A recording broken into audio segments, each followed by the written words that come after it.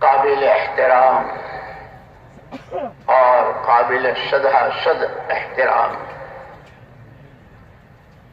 اللہ جل جلالہ عم نوالہ ہمارے اس جمع ہونے کو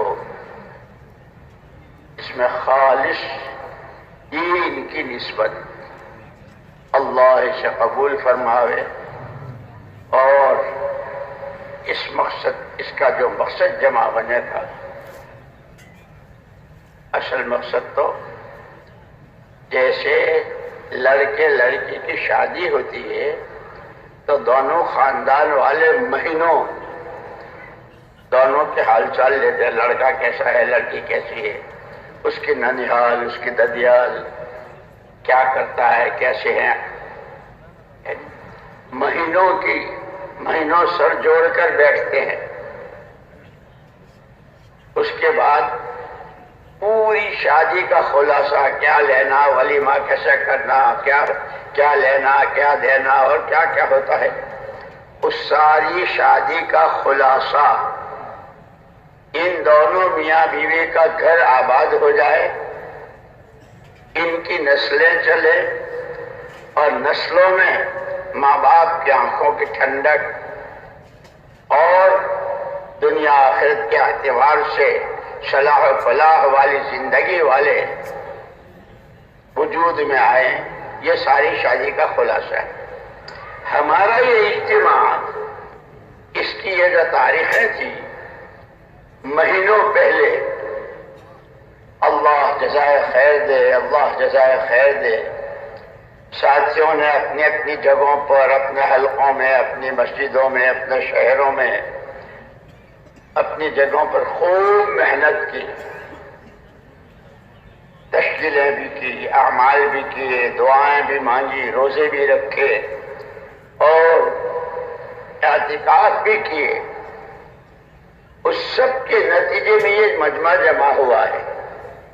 تو آخر یہ مجمع کیا چاہتا ہے، یہ کیوں جمع ہوئے ہیں اس ساری دوڑ دھوپ اور ساری چلت پھرت سے، کہ جیسے وہ شادی کا خلاصہ دونوں لڑکے لڑکی کا، دنیا کا اور آخرت کا گھر آباد ہو جائے، ہماری اس پوری کہنا، سننا، کرنا، کرنے والے تیار کرنا، اس سب کا خلاصہ سب کے آخرت بن جائے۔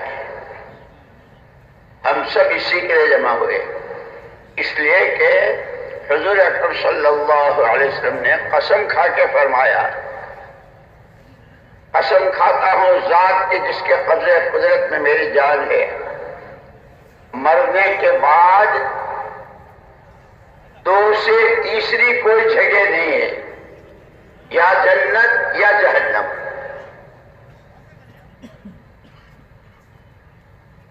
اس لیے یہ سارا مجمع، سارا کہنا سننا، ماشاءاللہ کتنے اجتماعات ہوئے، کتنے جوڑ ہوئے، ہو رہے ہیں، ہوتے رہیں گے، اس سب کا خلاصہ اصل ہے آخرت۔ اور عجیب بات یہ ہے کہ اس آخرت کے بننے کا سامان بھی دیا ہے، دنیا میں رہتے ہوئے اس آخرت کو بنانا۔ اسی لیے پوری بشریت جب سے آدمیت شروع ہوئی ہے دنیا میں، حضرت آدم علیہ السلام سے لے کر قیامت تک، تین چیزیں سب کے درمیان مشترک: جان، مال اور صلاحیت۔ یہ تقسیم تو اللہ کی ہے، کسی کو لمبی عمر دی، کسی کو مختصر، کسی کو درمیانی، کسی کو بہت زیادہ دولت دی، کسی کو درمیانی، کسی کے گھر کا چولہا ہی نہ جلا۔ کوئی اشارے میں سمجھ جاتا ہے، منشا کو سمجھ لیتا ہے، کوئی کہنے کے بعد سمجھتا ہے، کسی کو دو چار دفعے کہنا پڑتا ہے۔ ہاں، وہ آدمی جو طے کر لے کہ مجھے تو سمجھنی ہی نہیں، اور سمجھوں گا تو جب جب سنوں گا، سننی بھی نہیں، سمجھنی بھی نہیں، کرنی بھی نہیں، تو اس کو نہیں ملتی ہے ہدایت۔ جیسے حضرت نوح علیہ نبینا علیہ الصلوۃ والتسلیم نے اللہ کے جناب میں شکوہ کیا، میں نے ان کو رات کو دن کو چپ کے کھل کے ہر طرح سے، لیکن کانوں میں انگلیاں دے دی، چہروں پر کپڑے ڈال لیے اور طے کر لیا، تو پھر تباہ ہو گئے۔ بہرحال پہلی بات یہ سمجھنی ہے کہ تین طاقتیں، جان، مال اور صلاحیت، سمجھ بوجھ، خدائی تقسیم کے ساتھ ہر فرد بشر میں پہلے بھی رہی ہے، آج بھی ہے، اور آئندہ قیامت تک جب تک انسانوں کا سلسلہ رہے گا، ہر ایک کے پاس اللہ کی طرف سے یہ نظام ہے، ہر ایک کو وقت، پیسہ اور صلاحیت دیں گے۔ یہ تین چیزیں مشترک ہیں۔ طبقات چاہے جتنے ہوں، یہ تاجر ہیں، یہ ڈاکٹر ہیں، یہ کاشتکار ہیں، یہ مالدار ہیں، یہ غریب ہیں، یہ پڑھے لکھے ہیں، یہ ان پڑھ ہیں، یہ مرد ہیں، یہ عورتیں ہیں، یہ جوان ہیں، یہ بوڑھے ہیں، یہ بیمار ہیں، یہ تندرست ہیں، یہ گاؤں کے ہیں، یہ شہر کے ہیں، طبقات جتنے ہوں، یہ تین چیزیں سب کے درمیان مشترک ہیں۔ اور ایسے ہی تین چیزیں جس کو ساری دنیا کا انسان چاہتا ہے وہ بھی مشترک ہے۔ مشرق سے لے کے مغرب تک، شمال سے لے کے جنوب تک، چھوٹے سے لے کے بڑے تک، عوام سے لے کے خواص تک، ہر ایک امن چاہتا ہے۔ جان، مال، عزت، آبرو، عصمت، کاروبار، مکان، جو اس سے متعلق ہر آدمی دنیا میں امن چاہتا ہے۔ یہ سب کے درمیان مشترک ہے۔ ہر ایک روٹی روزی چاہتا ہے، روزگار چاہتا ہے۔ یہ تینوں چیزیں مشترک ہیں۔ تیسری چیز جو ہر ایک چاہتا ہے، ہر ایک چاہتا ہے کہ میں ہر ایک کا محبوب بن کے رہوں، میرا کوئی دشمن نہ ہو۔ گھر کی بیوی سے لے کر بچے، ماں باپ، رشتہ دار، دوست، احباب، پڑوسی، دکاندار کے لیے اس کا گاہک، گاہک کے لیے دکاندار، عوام کے لیے خواص، پبلک کے لیے حکومت، حکومت کے لیے پبلک، ہر ایک چاہتا ہے میرا کوئی دشمن نہ ہو، ہر ایک مجھ سے محبت کرے۔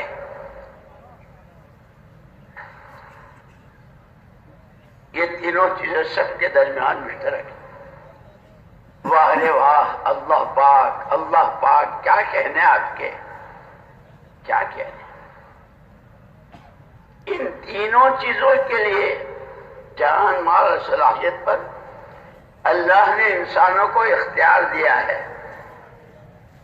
ہم نے تمہیں زندگی دی، بولنے کو زبان دی ہے، سننے کو کان دیے ہیں، ہاتھ پیر اور جسم کے یہ سارے اعضاء، کوڑی سے لے کے کروڑوں اربوں خربوں تک، اور سمجھ بوجھ میں عقل و خرد، سمجھ بوجھ کہ جو جانور کو نہیں دی وہ انسان ہی کو دی ہے، صرف عقل، اور اس کے استعمال پر اختیار دیا ہے۔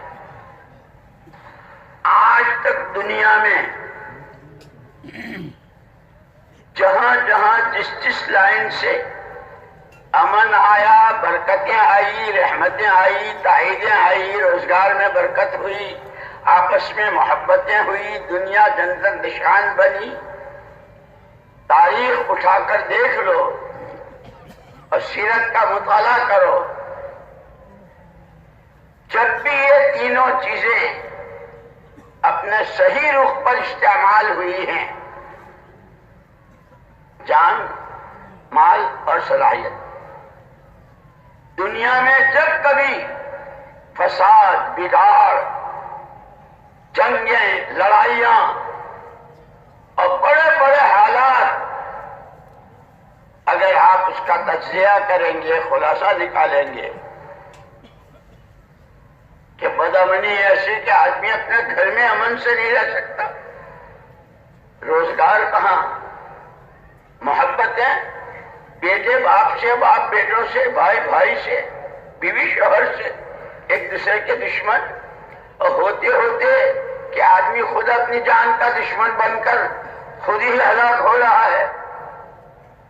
یہ واقعات بھی دنیا میں ہوئے۔ یہ سب نتیجہ ہے جب یہ تینوں طاقتیں غلط استعمال ہوئی ہیں اپنی منمانی سے۔ حضور اکرم صلی اللہ علیہ وسلم سے پہلے بھی انسانیت تھی، لوگ تھے جس زمانے کو پورے زمانے کو زمانے جاہلیت، اس زمانے کے لوگوں کو جاہل، ان کے پاس بھی یہ تینوں طاقتیں تھیں اور انہوں نے بھی اس کو استعمال کیا۔ اور کیسا استعمال کیا؟ اللہ اکبر! قربان جائیں حضور پاک صلی اللہ علیہ وسلم کی، چونکہ مخلوق پوری کی پوری اللہ کا کنبہ ہے۔ حدیث پاک میں ہے الخلق عیال اللہ، مخلوق پوری اللہ کا کنبہ ہے۔ احب الناس الی اللہ، اس پورے کنبے میں اللہ کو سب سے زیادہ محبت اس بندے بندی سے جو اس کے کنبے کے لوگوں کو نفع پہنچاوے۔ اس لیے اس کے فضائل بیان کیے، بھوکے کو کھلایا، پیاسے کو پلایا، ننگے کو پہنایا، بیمار کی دوا دارو کی، کسی کو راستہ بتایا، کسی کے دشہرے کے دکھ میں کام آئے۔ حدیثوں میں اس کے کیسے فضائل! اللہ اکبر! لیکن علماء ہیں، اس لیے بار ہم سے کہا جاتا ہے دین سیکھنا ہے۔ ظاہر بات ہے کہ سیکھنا کہاں ہوگا؟ بھائی ڈاکٹری سیکھنی ہے تو وہ ڈاکٹری کا جو میڈیکل کالج ہوتا ہے،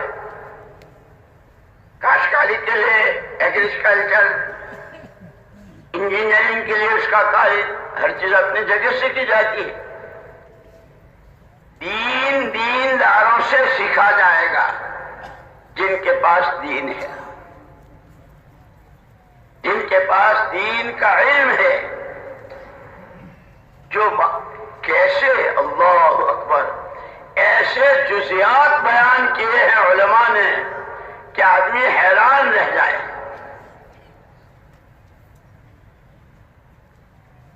تو یہ تینوں طاقتیں ہر زمانے میں انسانوں کے پاس رہی ہیں، آج بھی ہیں، آئندہ بھی رہیں گے،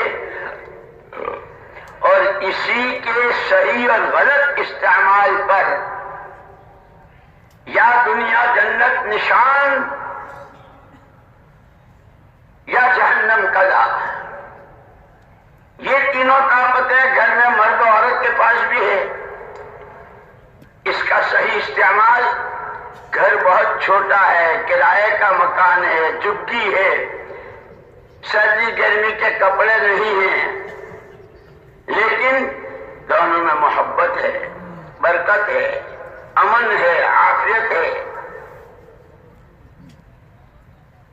یہ تینوں طاقتیں غلط استعمال ہوئی تو بنگلے ہیں، کوٹھیاں ہیں، ہر وقت دسترخوان پر نئی قسموں کے کھانے ہیں، لیکن کھانا کیا کھایا؟ جیسے زہر کھایا۔ کسی کو بھلی نظر سے دیکھتے ہی نہیں۔ گھر میں خود گھر جہنم قضا بنا ہوا ہے۔ اسی لیے حضور اکرم صلی اللہ علیہ وسلم کو دو ذمہ داریاں دی تھی، اور میں نے عرض کیا کہ 600 سال تک جیسے ہمارا اور آپ کا عقیدہ ہے کہ حضرت عیسیٰ ابن مریم علیہ السلام کو اللہ پاک نے زندہ آسمان پر اٹھا لیا، روئے زمین پر کوئی نبی کوئی پیغمبر نہیں تھا۔ جب سے انسانیت کا سلسلہ شروع کیا اللہ پاک نے، ان کی جانیں، ان کے مال، ان کی صلاحیتیں ان کے لیے وبال نہ بنے، ان کے لیے میری پکڑ کا سبب نہ بنے، یہ جہنم کے کندن نہ بنے، اس لیے پہلے ہی دن سے ان انسانوں کی رہبری کے لیے اللہ پاک نے اچھا کیا ہے، برا کیا ہے، صحیح کیا ہے، غلط کیا ہے، حق کیا ہے، ناحق کیا ہے، عدل و انصاف کیا ہے، ظلم و ستم کیا ہے، اس کو بتلانے کے لیے اللہ پاک نے پہلے ہی دن سے نبیوں اور پیغمبروں علیہ الصلاۃ والتسلیمات کا سلسلہ شروع کیا۔ نبی آتے تھے، وہ اللہ کا تعارف کراتے تھے، اللہ کی قدرت، وہ کیسی قدرت والے ہیں، ان کے خزانے، ان کی عطا، جو وہ ناراض ہوتے ہیں تو پھر ان کی پکڑ، دونوں سمجھائے۔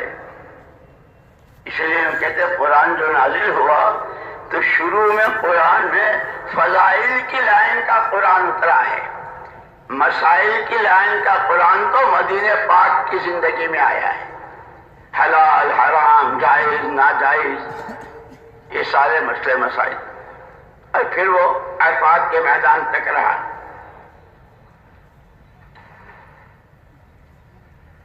600 سال تک، یہاں تک لکھا ہے مؤرخین نے کہ اس وقت کی جہالت، اس کو تعبیر کرنے کے لیے ہمارے پاس ڈکشنریوں میں، لغت میں کوئی لفظ نہیں ہوتا تھا کہ جس سے ہم اس کی تعبیر کریں۔ جہالت کی آخری حد، اسی لیے کہا ہے علماء نے کہ آدمی کا سب سے بڑا گناہ جو ہے وہ جہالت ہے۔ یہ ہماری ساری محنت آخرت بنے، دیندار بنے، دین پھیلے، تو اس سے پہلے تو اس کا دین کیا علم حاصل کرنا ضروری ہے۔ اس کو فرض، ہر ایک کے ذمہ دین سیکھنا فرض کیا ہے۔ طلب العلم فریضۃ علی کل، ہر ایک کے ذمہ علم کا حاصل کرنا، کیا حلال کیا حرام کیا جائز، اور پھر زندگی کے شعبے بتلائے، دینی زندگی کے شعبے بھی بتلائے، دنیاوی زندگی کے شعبے بھی بتلائے، عقائد، عبادات، معاملات، رہن سہن، معاشرت، اخلاق، یہ دینی زندگی کے، کھانا پینا پہننا اوڑھنا، کاروبار، شادی بیاہ، غم خوشی، یہ دنیاوی زندگی کے شعبے۔ ان تمام شعبوں میں حضور اکرم صلی اللہ علیہ وسلم کی بعثت سے پہلے جو جہالت کا دور، نہ اللہ کو جانتے تھے، نہ نبی کو، نہ آخرت کو، مرنا ہے، اللہ کو منہ دکھا، کسی چیز کا تصور ہی نہیں ہے ان کے ہاں۔ جیو مرو جیو مرو، اور کھانے کو مردار کھاتے تھے، کھانے کو تھا نہیں، بھوکے ننگے، رہنے کو مکان نہ پہننے کو چسرا۔ واہ رے واہ، اللہ کو حضور پاک صلی اللہ علیہ وسلم والے دین مبارک کی، اور وہ دین جب زندگیوں میں محنت کر کے آئے گا، اس محنت کی کتنی طاقت ہے، اس کا کیا اثر ہے، اس پر کتنے اجر و ثواب ہیں، یہ بتلانا تھا۔ تو اللہ نے سب سے پہلے، آپ کون کہ آپ کو تو کوئی بیان کر ہی نہیں سکا، سیرت پر کتنی کتابیں لکھی گئی، سیرت کے کتنے جلسے ہوئے اور کتنے ہو رہے ہیں، لیکن بعد از خدا بزرگ تو یہ قصہ مختصر۔ اما جان حضرت عائشہ صدیقہ رضی اللہ تعالی عنہا کے پاس صحابہ کی جماعت آئی، اما جی ہاں بیٹو، قرآن کہتا ہے وَإِنَّكَ لَعَلَىٰ خُلُقٍ عَظِيمٍ، پیارے پیغمبر صلی اللہ علیہ وسلم آپ تو بہت بلند با اخلاق ہیں۔ اما جی حضور کیا دیجئے۔ اماں نے پوچھا الا تتلون القرآن، تم لوگ قرآن نہیں پڑھتے ہو؟ اماں قرآن تو پڑھتے ہیں۔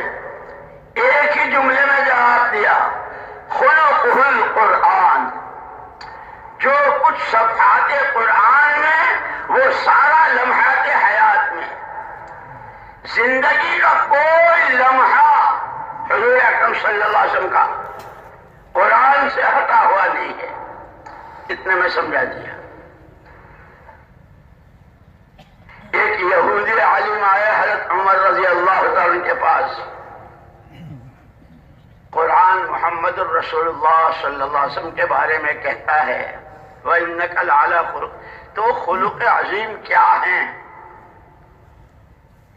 حضرت عمر رضی اللہ عنہ کی شان، قرآن میں کتنی آیتیں ہیں ان کے قلب مبارک کی تائید میں آئی ہے۔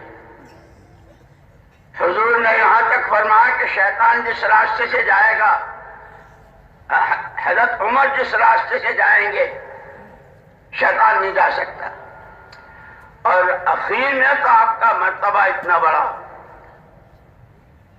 اگر میرے بعد نبوت کا دروازہ کھلا ہوتا تو عمر اللہ کے نبی ہوتے۔ وہ اس یہودی عالم کو جواب کیا دے رہے ہیں؟ ہماری تو مشکل یہ ہے نا، 4 مہینے لگے کہ بس ہم ہی مفتی صاحب، ہم ہی سب کچھ جانتے ہیں۔ سیکھنا ہے، سمجھنا ہے، کرنا ہے، اپنی ذات سے کرتے ہوئے دوسروں کو کرنے والا بنانے کی فکر اور اس کی دعائیں، اس کے لیے کوششیں، بہت سارے ذمہ داریاں، بہت سارے تقاضے ہیں۔ خالی 4 مہینے دے دیے تو ہو گئے؟ حضرت عمر جیسا آدمی کیا جواب دیا؟ بھائی میرا تو اسلام میں داخلے کا 40واں نمبر ہے، میں محمد الرسول اللہ صلی اللہ علیہ وسلم کے اخلاق کو کیا بیان کر سکتا ہوں؟ تم بلال کے پاس چلے جاؤ۔ حضرت عمر نے یہ نہیں کہا ہاں میں سب جانتا ہوں، یہ نہیں کہا۔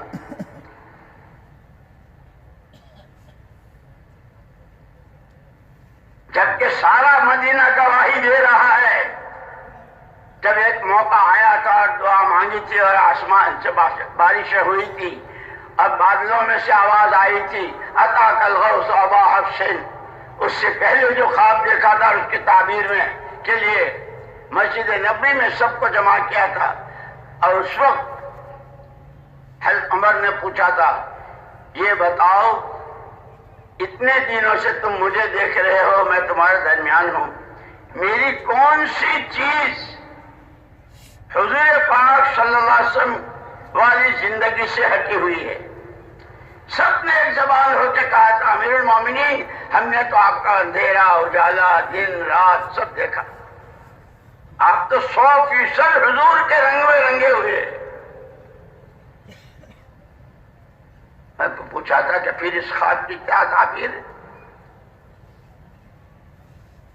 خواب میں حضور اکرم صلی اللہ علیہ وسلم نے ایک صحابی سے فرمایا تھا اسے عمر کو کیا ہو گیا، اسے عمر کو کیا ہو گیا؟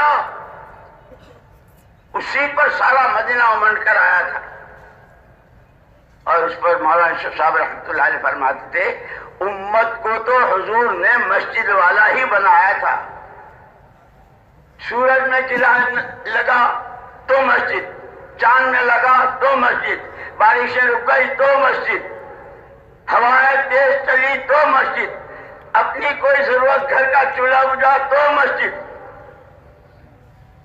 اب مولانا یوسف صاحب رحمۃ اللہ علیہ فرمایا کرتے تھے امت کا بہت بڑا جو نقصان ہوا ہے اس کے جمع ہونے کی بنیاد اور اس کے جمع ہونے کی جگہ بدل گئی۔ یہ جمع ہوا کرتی تھی الصلاۃ جامعۃ، نماز تیار ہے، بھئی فجر تو پڑھ لی، ظہر کا وقت ہوا نہیں ہے، اب کون سی نماز؟ کہ کوئی بہت اہم مسئلہ ہے، سارا مدینہ امڑ کر آ جاتا تھا۔ امت کے جمع ہونے کا عنوان نماز، امت کے جمع ہونے کی جگہ مسجد، مارکیٹ، آفس، دفتر، کارخانے اور سیر و تفریح اور پتہ نہیں کیا کیا، کہاں کہاں ولیمے پر، منگنی پر، اور اب تو ہے کچھ حاجی صاحب کے ہاں اگر کوئی پوتا ہوا بہت تمناؤں کے بعد تو اس کے ختنے میں بھی جا رہے ہیں خاندان کا۔ ختنہ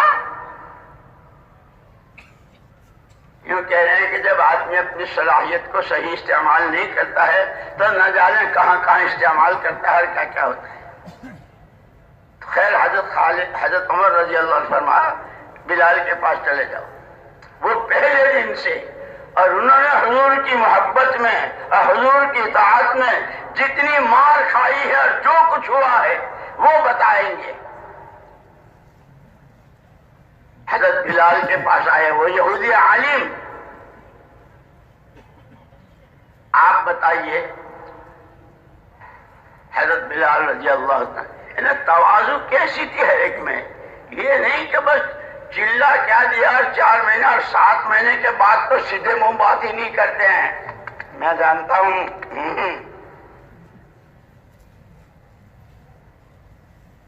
حضرت بلال رضی اللہ تعالیٰ عنہ نے فرمایا کہ بھائی میرے پاس، لوگوں کے پاس اپنا بیلنس ہوتا ہے نا،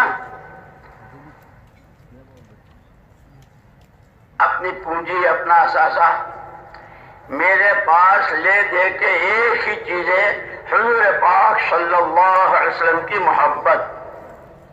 اگر آپ کے اخلاق بیان کرنے میں 19-20 کا بھی اگر فرق ہو گیا تو میں تو وہ بھی گیا، میں تو کہیں کا نہیں رہوں گا۔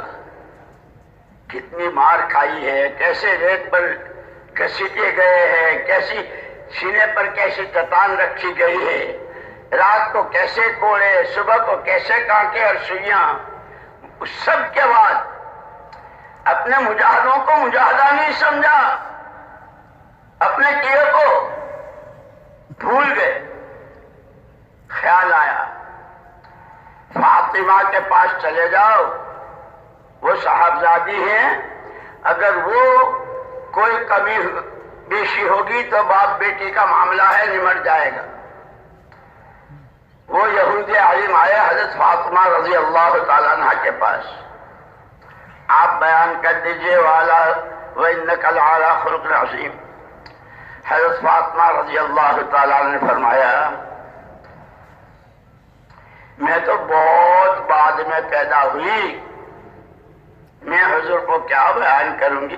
علی کے پاس چلے جاؤ، پہلے دن سے جب حضور نے کام شروع کیا تھا اپنی ذمہ داری کا جس کے لیے اللہ نے آپ کو بھیجا تھا، اس دن مردوں میں ابو بکر تھے، بچوں میں علی تھے، عورتوں میں اما جان خدیجہ تھی۔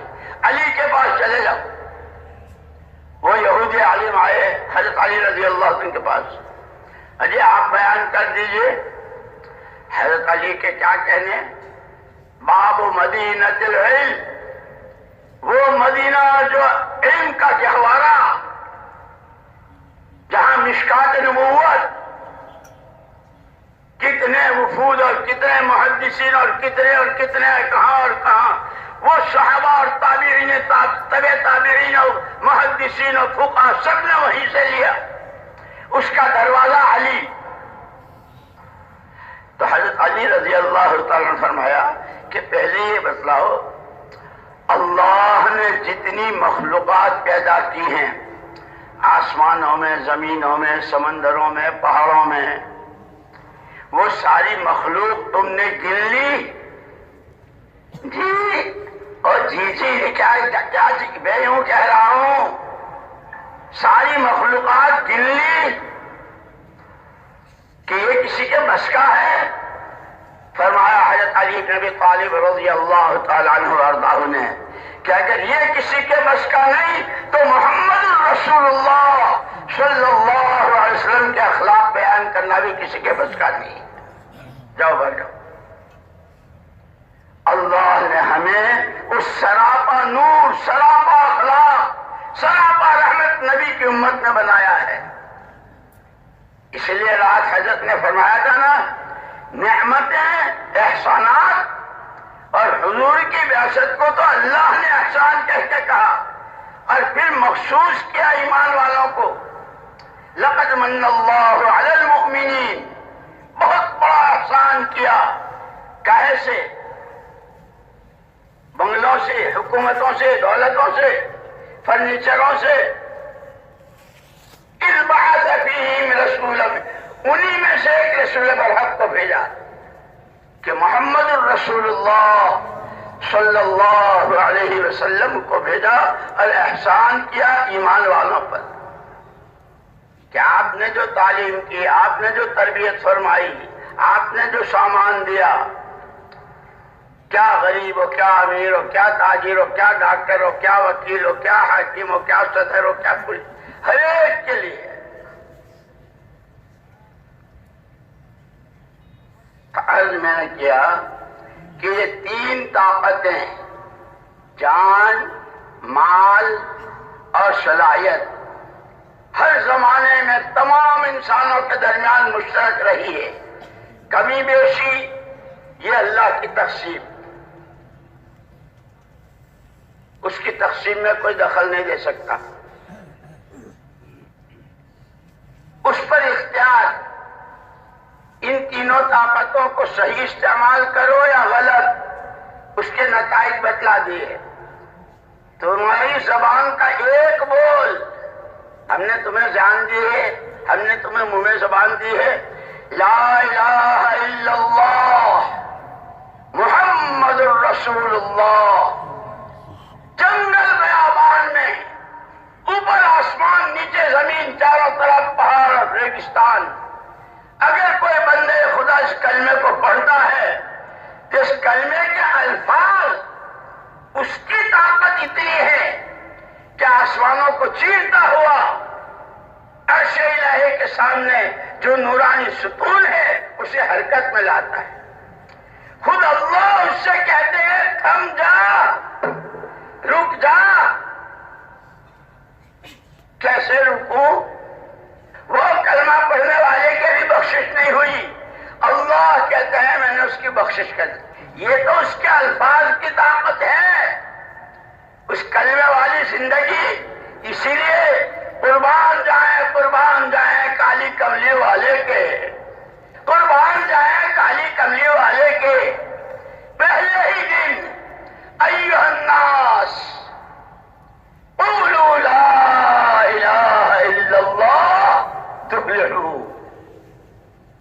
پہلے دن کی پہلی پکار، تفلحوا کہہ کے کہ فلاح و بہبود کی، صلاح و فلاح کی، دنیاوی اخروی، دینی دنیاوی، جتنی قسمیں تم سوچ سکتے ہو فلاح و بہبود کی، وہ اس کلمے میں چھپی ہوئی ہے۔ جیسے کھجور کی گٹلی کتنی ہوتی ہے؟ ایک پوروے کے برابر۔ جامن کی گٹلی کتنی ہوتی ہے؟ پوروے کے برابر۔ کہ اس میں کتنے باغ؟ لاکھوں باغات، کروڑوں اربوں کھربوں ٹنوں کھجوریں، دنیا کتنی کھا چکی، کھا رہی ہے، اور آگے کیا؟ وہ ایک گٹلی۔ یہ تو سمجھانے کے لیے لا الہ الا اللہ یہ تمہاری دنیا کو جنت نشان بنا دے۔ تم دنیا میں ایسے رہو جیسے جنت میں، کسی طرح کا کوئی خوف، نہ کسی طرح کی کوئی دہشت، نہ کسی طرح کی کوئی بدامنی۔ روزی تمہارے لیے، برکتیں تمہارے لیے، رحمتیں تمہارے لیے، اور سکرات کیسی؟ من کان آخر کلامہ لا الہ الا اللہ، وہ جو ہمیشہ ہمیش کی آخرت، جس کے لیے سارا مجمع ہماری آخرت بنے، اسی کے لیے یہ اجتماع، اور اسی پیغام کو لے کر عالم کی 4 سمتوں میں پھرنا، وہ سارا اس میں چھپا ہوا ہے۔ تمام کلمہ گوؤں کی جنتیں اور جنتوں کی وہ حوریں، وہ غلمان، وہ ان کے پوشاک، وہ ان کے کھانے، وہ اللہ سے قرآن سننا، وہ جو جنت کی خوشبوئیں وہ سب اسی میں چھپا ہوا ہے، وہ اسی میں چھپا ہوا ہے۔ کیا کھجور کی گٹلی میں باغات چھپے ہوں گے؟ تمام انسانوں کی عزت، کامیابی، فلاح و بہبود جو جس لائق کسی سوچے سب اس میں چھپا ہوا ہے۔ یہ پہلے دن کی پہلی پکار، اور ہم سے کہنے کو کہا، اسی لیے کہا کہ دن میں کم سے کم 100 دفعہ لا الہ الا اللہ کہہ لیا کرو، کم سے کم 100 مرتبہ لا الہ الا اللہ، لا الہ الا اللہ، لا الہ الا اللہ محمد الرسول اللہ۔ مزدوری کرنے والا، سڑک کی صفائی کرنے والا، اسٹیشن پر کلی کا کام کرنے والا، ہسپتال میں لوگوں کی گندگی صاف کرنے والا، کہ جو کلمہ گو ہے، جو مسلمان ہے، کم سے کم دن میں 100 مرتبہ اس کلمے کی طاقت کو سوچو، اس کے پیچھے کیا کچھ، کتنی برکتیں، کتنی رحمتیں، کتنی نعمتیں، کتنی حفاظتیں، کتنی داد و دہش، کتنی چھپی ہوئی ہے۔ مسئلہ یہ ہے کہ ہم چونکہ سیکھتے نہیں ہیں نا، ہم تو یہاں سے اگر دبئی چلے جائیں گے تو وہاں کا ریال، وہاں کا درہم، سعودیہ کا ریال، انگلینڈ کا پاؤنڈ، امریکہ کا ڈالر، اتنا کاغذ ہوتا ہے، لیکن سب بچوں کو بھی نظر آتا ہے اس میں تو یہ چھپا ہوا ہے، اس میں جوتے، اس میں چپل، اس میں مکان، اس میں شادی، اس میں کھانا، اس میں ہمیں تو یہ نظر آئے۔ خدا کرے، اسی لیے مولانا محمد الیاس صاحب نور اللہ مرقدہ فرماتے تھے ہماری ساری چلت پھرت کا مقصود ہر فرد امت کے دل سے وہ غریب سے غریب ایسا ہو کہ گھر کا چولہا نہ جلتا ہو لیکن کلمہ گو ہے، مسلمان ہے، گھر کے کارنر کی بیٹھنے والی پردہ نشین خاتون، لکھپتی کروڑ پتی جس کے کاروبار دنیا میں پھیلے ہوئے،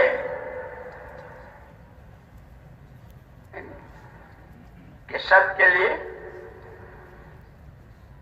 لیے کہا قولو، حضور فرما رہے ہیں کہو، اسی لیے یوں کہتے ہیں ہمارے علماء کرام، وہ بولو جو نبی بلواویں، وہ کرو جو نبی کرنے کو کہیں، وہ سوچو جو نبی سوچنے کو کہیں۔ یہ نہیں کہ دنیا والا کا ہم جو بلوائیں وہ بولو، ہم جس طرح کمانے کو کہیں اس طرح کماؤ، ہم جس طرح خبردار، تمہارے نبی کا نمونہ تمہارے سامنے ہے، کھاؤ ایسے جیسے مجھے کھاتے دیکھا، پیو ایسے جیسے مجھے پیتے دیکھا، مسکراؤ ویسے جیسے مجھے مسکراتے دیکھا، رو ایسے جیسے مجھے روتے دیکھا، سجدے ایسے کرو جیسے مجھے سجدے کرتے دیکھا۔ میدانوں میں چاروں طرف سے، اور آپ کی جان مبارک، یہ آسمان زمین کیا بیچتے ہیں، ان کی کیا قیمت، یہ دنیا لاکھوں کروڑوں اربوں خربوں پدموں سنکھوں انگنت مرتبہ سب مل کر محمد الرسول اللہ صلی اللہ علیہ وسلم کے ایک بال مبارک کی برابر کی قیمت ادا نہیں کر سکتی۔ ارے دنیا نہیں، سارے نبی، سارے پیغمبر، سارے صحابہ، سارے اولیاء سب مل کر حضور کی داڑھی مبارک کے ایک بال کی قیمت نہیں بن سکتی۔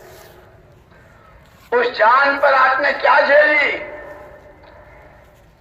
پڑھو سیرت مبارکہ کو، 13 سال تک مکہ مکرمہ میں وقت بن کر آئے ڈیلیگیشن، آپ کو پیسہ چاہیے، آپ کو دولت چاہیے، آپ بغیر الیکشن کے ہم آپ کو بڑا بنا دیں، آپ حسین عورتیں چاہتے ہیں، عرب کی حسین ترین جماعت کرتے ہیں۔ جب وہ سارا کہہ چکا تو حضور نے کیا فرمایا؟ کہہ چکا سن، یہ دولتیں، یہ سرداری اور یہ آسمانی دنیا میں جا کر شمس و قمر کے ہنڈے، ایک ہاتھ میں چاند ایک میں سورج، ایک پلک جھپکنے کے برابر جس کام کے لیے اللہ نے مجھ کو بھیجا ہے اس سے نہیں رک سکتا۔ یہ حضور کا فرمان میری اور آپ کی تعلیم ہے، میری اور آپ کی رہبری ہے۔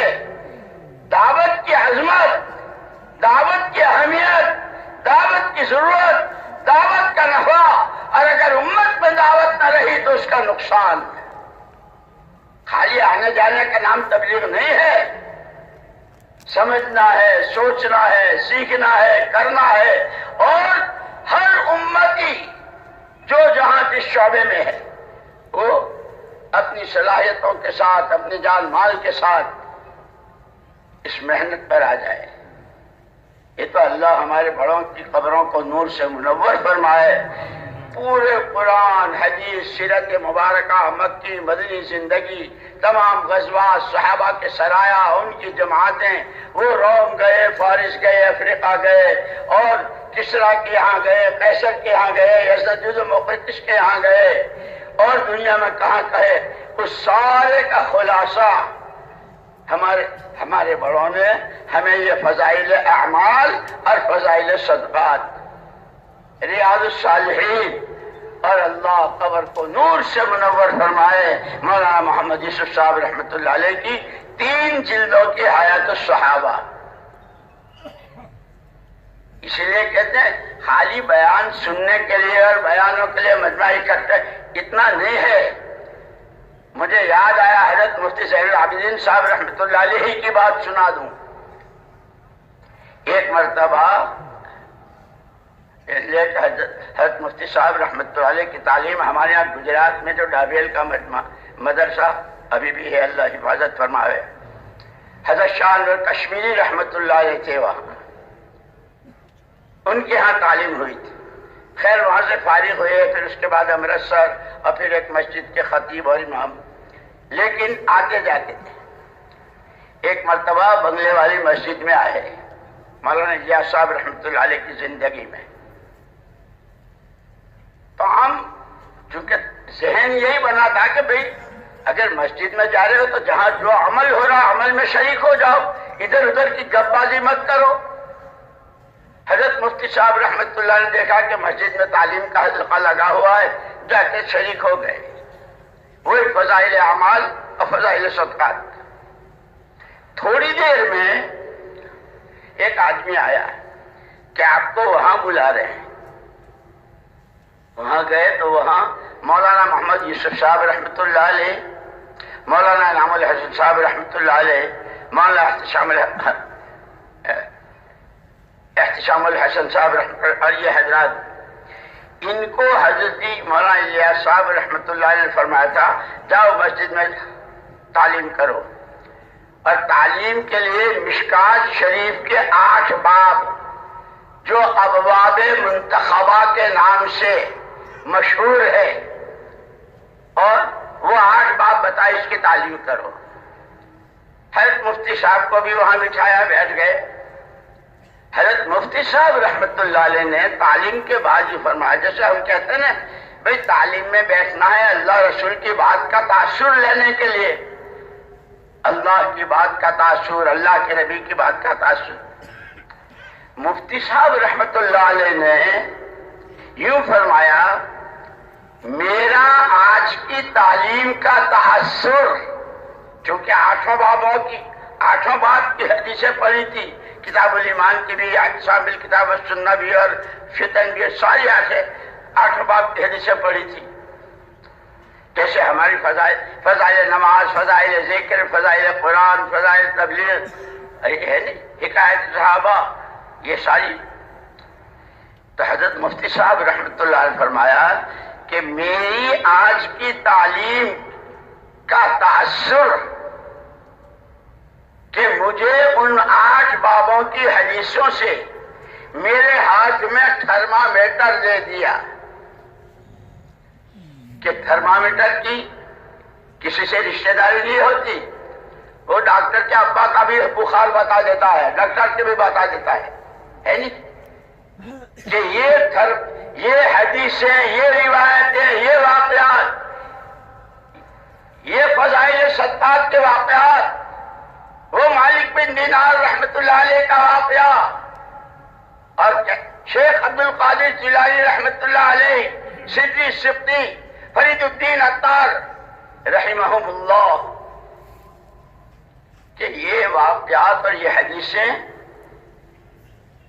کہ مجھے تو تھرمامیٹر دیا کہ میں روز اپنا، جیسے آدمی اپنا تھرمامیٹر لگا کے دیکھتا ہے نا، بھائی بخار تو نہیں ہے، کیا بات ہے، بدن بہت ٹھنڈا ہے، بدن گرم ہو رہا ہے، کچھ وہ ہو رہا ہے، آدمی دیکھتا ہے نا کہ یہ مجھے تھرمامیٹر کہ وہ جو حدیث الاعتصام بالکتاب و سنہ پڑھی ہے اپنا ڈال کے دیکھو کس سطح پر ہو. اس لیے اللہ قبر کو نور سے بھرے. حضرت مولانا الیاس صاحب رحمت اللہ علیہ نے جو 6 نمبر دیے ہیں یہ تھرمامیٹر ہیں. وہ 4 مہینے لگے، 10 دفعے لگے، زندگی لگے، 7 مہینے لگے، عالم پورے میں پھریں، اسی راستے میں مریں، وہ 6 نمبر تھرمامیٹر ہیں. میرا ایمان کس سطح پر ہے، میری نماز حضور کی نماز سے کتنی قریب ہے، اللہ کا دین سیکھنا جو فرض ہے میں کیسے کتنا ہے، عمل کتنا ہے، اللہ کا تعلق، اللہ کا ذکر. اور ذکر کے بارے میں بھی مفتی صاحب رحمت اللہ علیہ عجیب بات فرماتے تھے ذکر کے 2 معنی ہیں، ایک ہے یاد کرنا اور ایک ہے یاد رکھنا. مسجد میں بیٹھ کر 3 تسبیح پڑھی، 13 تسبیح پڑھی، 3 پارے پڑھے، اللہ کو یاد کیا. مسجد سے باہر نکلے، جن چیزوں کے دیکھنے کو قرآن نے، حدیث نے، شریعت نے منع کیا ہے، جب وہ چیز سامنے آئی، اللہ کوئی دیکھے نہ دیکھے، میں جس اللہ پر ایمان رکھتا ہوں وہ بصیر ہے، وہ سمیع ہے، وہ علیم و خبیر ہے، کہ اس کو کہتے ہیں اللہ کو یاد رکھنا. دکان میں ہو تو، آفس میں ہو تو، کالج میں ہو تو، حکومت کے کسی عہدے پر ہو تو، کروڑوں کے ڈھیر میں ہو تو، اور گھر کا چولہا نہ جلا ہو تو، جس اللہ پر میرا ایمان ہے اس کی ذات و صفات. اس لیے میرے دوستو ہمارا سارا مطلب فضائل کی کتابیں کتنی دفعہ سنی ہوگی، اور اسی میں ماشاءاللہ ایسے کہ جب بیان کرنے کھڑے ہوتے ہیں تو اگر دوسرا نمبر نماز بیان کرنا شروع کرے تو کسی اور کا نمبر ہی نہیں آ سکتا. ایمان اس خالی بیان کرنا نہیں، اصل طوبى لمن شغله عیبه عن عیوب الناس. حضور پاک صلی اللہ علیہ وسلم فرماتے ہیں خوش نصیب ہے، خوشخبری ہے اس بندے کے لیے جو اپنی کمیوں کو دیکھتا رہے. طوبى لمن شغله عیبه عن عیوب، دوسروں کی کمی کے مقابلے میں اپنے میں اتنا کوئی کیا کر رہا ہے، مجھے تو میرا جواب دینا ہے. قبر میں جاؤں گا، مجھ سے فرشتہ پوچھے گا تیرا رب، تیرا دین، تیرے نبی، مجھے کیا مطلب. ہاں، ہر ایک کی جان، مال اور صلاحیت محمد الرسول رسول اللہ صلی اللہ علیہ وسلم کے نمونے پر آ جائے، جس کو کہا تھا حضور نے خیر امتی قرنی، میرے زمانے کی امت بہت اچھی۔ کیا وجہ؟ ان کے پھلے، ان کی مرسیڈیز، ان کی کاریں، ان کا فرنیچر، اس وجہ سے کھانے کو بھی نہیں تھا، پینے کو بھی نہیں تھا۔ تشکیل ہوئی خندق کے موقع پر، اور حضرت حذیفہ بن یمان رضی اللہ تعالیٰ عنہ گھر آتے ہیں اور گھر والوں سے کہتے ہیں اپنی چادر دے دو، تشکیل ہوئی ہے، مجھے جانا ہے، جہاں کی تشکیل ہے وہاں سردی بہت سخت ہے۔ گھر کے لوگوں کی بھی تعلیم تربیت ایسی تھی۔ جیسے مولانا الیاس صاحب رحمۃ اللہ علیہ کے زمانے میں ایک میاں جی، ان کی تشکیل ہوئی تو میاں، بیوی اور بچے تینوں کے بیچ میں ایک ہی رضائی، ایک ہی لحاظ تھا۔ میوات والے اس کو سوڑ کہتے ہیں، سوڑ۔ بیوی نے یوں کہا کہ تو جا رہا اللہ کے راستے میں، مسجدیں کہیں کھلی کہیں بند، کہیں سردی زیادہ، یہ سوڑ تو لے جا، میرے پاس بچے ہیں، میں صبح کو تو روز اللہ پاک سورج نکالتے ہیں، ہم تاپ لیں گے سورج کی گرمی سے، بچوں کو جنگل بھیج دوں گی، وہ کانٹے لے آئیں گے، رات کو اس سے تاپ کر ہم رات کو نکل لیں گے۔ 40 دن کی تو بات ہے۔ وہ صحابیہ تھی، وہ میمنی صحابیہ تھی، بہت بڑی تابعہ تھی، وہ رابعہ بصریہ تھی۔ اللہ کا دین، اللہ کے دین کی محنت، اس کی ذمہ داری ایسی سمجھائی تھی، ایسی سمجھائی تھی کہ جو عورت یہ کہہ رہی ہے اور مرد کیا کہہ رہا؟ نہیں، مسجدوں میں تو پانی بھی گرم ہوتا ہے، کئی دروازے بھی ہوتے ہیں، بس 40 دن کی تو بات ہے۔ ہم تو نخرے کرتے ہیں، نخرے 4 مہینے کے لیے۔ خدا ہمیں اس کام کو، اسی لیے دوستو صرف تقریریں نہیں، کام کو سمجھنا ہے، اس کی اہمیت، اس کی ضرورت، اس کا نفع۔ اور اگر امت نے ذمہ داری کو پورا نہ کیا، حضور نے تو ڈنکے کی چوٹ، اور اللہ نے قرآن نے کہا قُلْ هَٰذِهِ سَبِيلِي أَدْعُو إِلَى اللَّهِ عَلَىٰ بَصِيرَةٍ أَنَا وَمَنِ اتَّبَعَنِي، میرا اور میرے ماننے والوں کا کام یہی ہے۔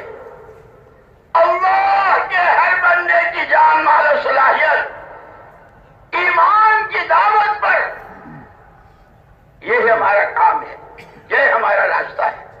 ہمیں تو یہ سمجھایا تھا، لیکن وہی بات کہ آپ نے فرمایا میرے زمانے کی امت بہت اچھی۔ کیا کس وجہ سے اچھی؟ کپڑے بہت اچھے، مکان بہت، وہاں تو کھانے کو بھی نہیں تھا، کھجوریں بھی ختم ہو گئی تو گٹلی چوس رہے ہیں، پانی پی رہے ہیں۔ اور کہیں ایسا موقع آیا کہ پینے کو پانی بھی نہیں ہے، لیکن کہ جو ذمہ داری ہے، جس محنت کے لیے ہم کو دنیا میں پیدا کیا گیا ہے، اور اس میں سارے طبقات تھے۔ جیسے اس وقت امت میں غریب بھی ہے، امیر بھی ہے، مرد بھی ہے، عورت بھی ہے، پڑھے لکھے بھی ہے، ان پڑھ بھی ہیں، عوام بھی ہے، خواص بھی ہیں، ہر نوعیت کے ہیں۔ یہ سارے طبقات حضور اکرم صلی اللہ علیہ وسلم کے سامنے بھی تھے۔ ان سب کے بارے میں مہر نبوت حضور نے مہر لگا دی، میرے زمانے کی امت بہت اچھی۔ مجھے یاد آیا مولانا محمد یوسف صاحب رحمۃ اللہ علیہ اور حضرت مولانا انعام الحسن صاحب رحمۃ اللہ علیہ، یہ دونوں حضرات حضرت شیخ الحدیث صاحب کے داماد بھی اور شاگرد بھی تھے۔ یہ جب اس کو بیان کرتے تھے کہ بھئی خیر امتی، کہ کیا وجہ کہ حضور کے زمانے میں دعوت تھی، سیکھنا سکھانا تھا، اللہ کا تعلق اور دلوں کی صفائی تھی. یہ جب بھی ہوگا تو اس میں خیر آئے. ایک مرتبہ یہ دونوں حضرات حضرت شیخ الحدیث صاحب نور اللہ برکتہ کے ہاں سہارنپور میں تھے. تو شیخ نے فرمایا بھائی تم دونوں کہا کرتے تھے اور میں بھی سوچتا رہتا تھا، اب بالکل انشراح ہو گیا کہ بات ایک ہی ہوتی ہے، جملہ ایک ہی ہوتا ہے، لیکن اس کا مفہوم موقع محل کے اعتبار سے ہوتا ہے. ابا دسترخوان پر بیٹھے ہیں، یوں کہتے بیٹے پانی لاؤ، بالٹی میں دیں گے لوٹے میں؟ ابے بولو نا پاکستانیوں، کاہے میں دو گے؟ گلاس میں دو گے نا. بیت الخلا جا رہے ہیں بیٹا پانی لاؤ، تو کب رکابی میں دو گے؟ پانی لاؤ ایک ہی جملہ ہے، پانی لاؤ ایک ہی جملہ ہے.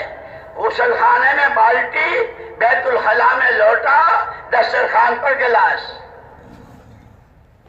فرمایا خیر امتی قرنی، میرے زمانے کی امت بہت اچھی.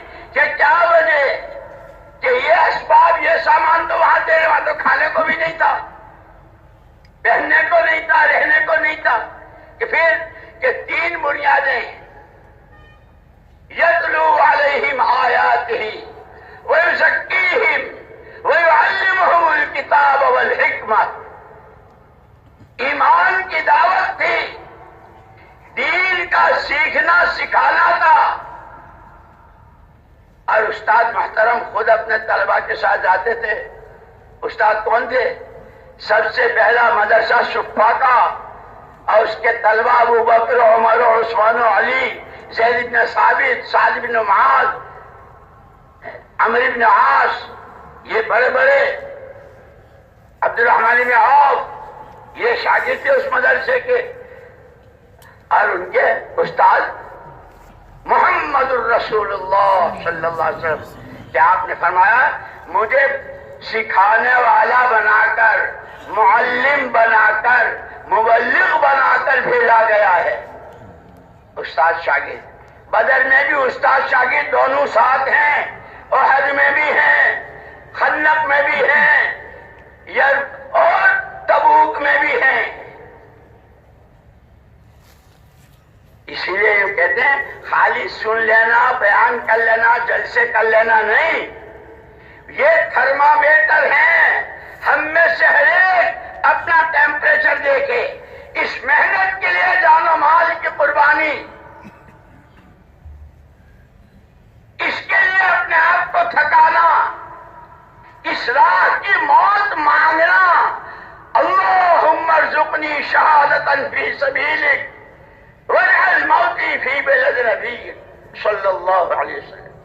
حضرت عمر یہ دعا مانگا کرتے تھے. یہ ساری باتیں صرف سن لینے، بیان کر لینے کی نہیں، اپنا ٹیمپریچر دیکھنا ہے.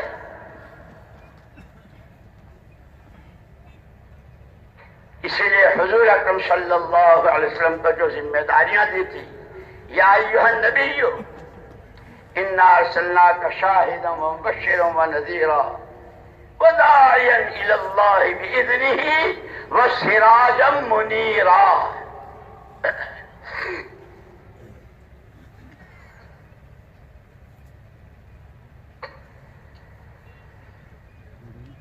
پیارے نبی صلی اللہ علیہ وسلم، ہم نے آپ کو گواہ بنا کر، داعی اللہ بنا کر، کہ آپ کو خود کو دعوت کا کام کرنا ہے، اور آپ کی حیات بابرکت بہت مختصر، اپنی حیات بابرکت میں ایک مجموعہ ایسا تیار کر کے دنیا سے جانا ہے، جن کی جان، جن کا مال، جن کی صلاحیتیں، جن کا اندرون، جن کا بیرون، جن کا قلب و قالب، جن کا جسم و روح، اور ان سے متعلق جتنی چیزیں ہیں وہ 100% آپ کے سانچے میں ڈھلے ہوئے ہوں.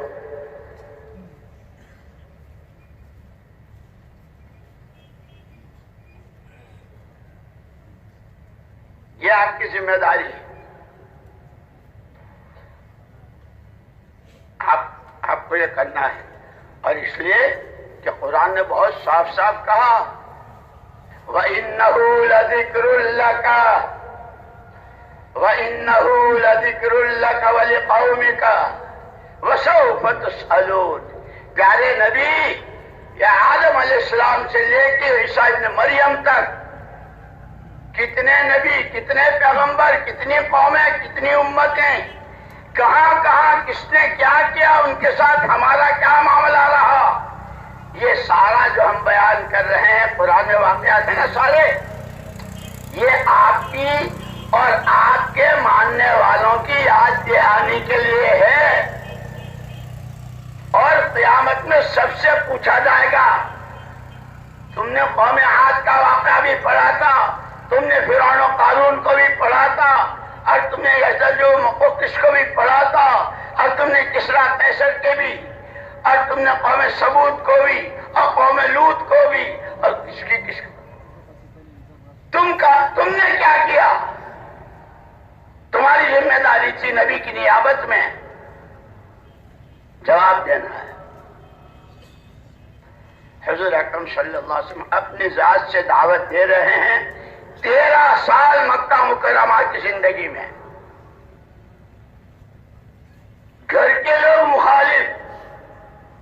اللہ بہت بلند درجات نصیب فرمائے مولانا محمد یوسف صاحب نور اللہ مرقدہ کو.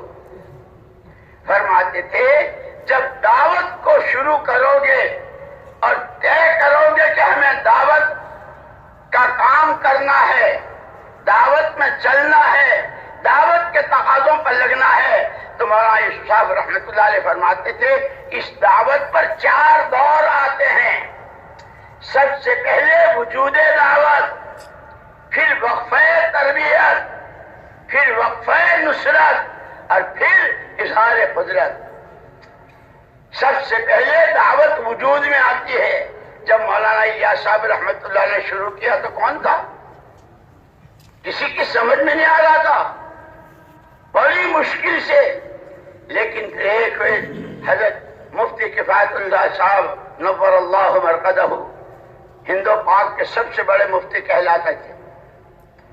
مولانا الیاس صاحب رحمۃ اللہ علیہ نے جب حج سے واپس آئے تو یہ پیش کیا کہ اس طریقے سے لوگ اپنے گھروں سے نکلیں، 3 دن کے لیے کھانا پینا اپنا ہو، خرچہ اپنا ہو، اور کسی کی کوئی بات کڑی ہوئی ہو تو اس کو برداشت کرے. اور یہ 6 نمبر، پہلا نمبر، دوسرا نمبر.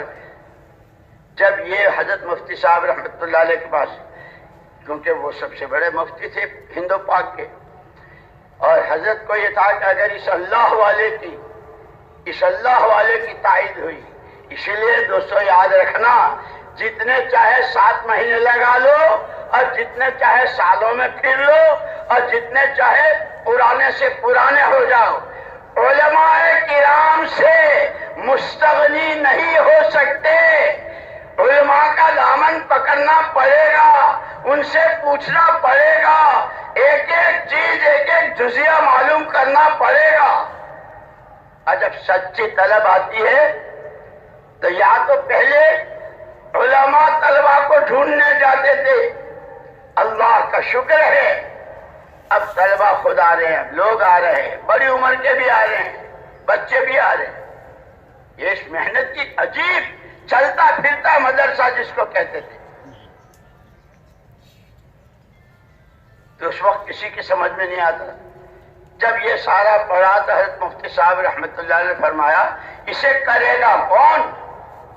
3 دن تک بیوی نہ بچے، کھانا نہ کمانا، اپنے ہاتھ سے اپنا پیسہ خرچ کرنا، اسے کرے گا کون؟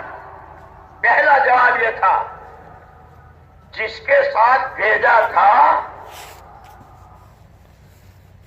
وہ اس نے آ کر کے جواب دیا. مولانا الیاس صاحب رحمۃ اللہ علیہ پر بہت اثر.